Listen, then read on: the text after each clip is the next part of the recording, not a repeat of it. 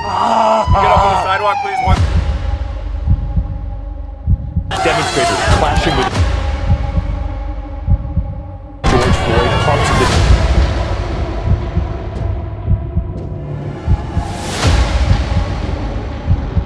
now turning deadly. Anger.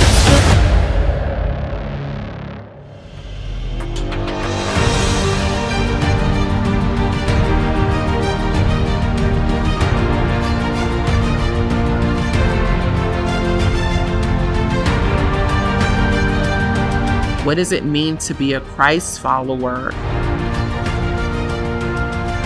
in this cultural moment and have biblically centered conversations on race, justice, and unity?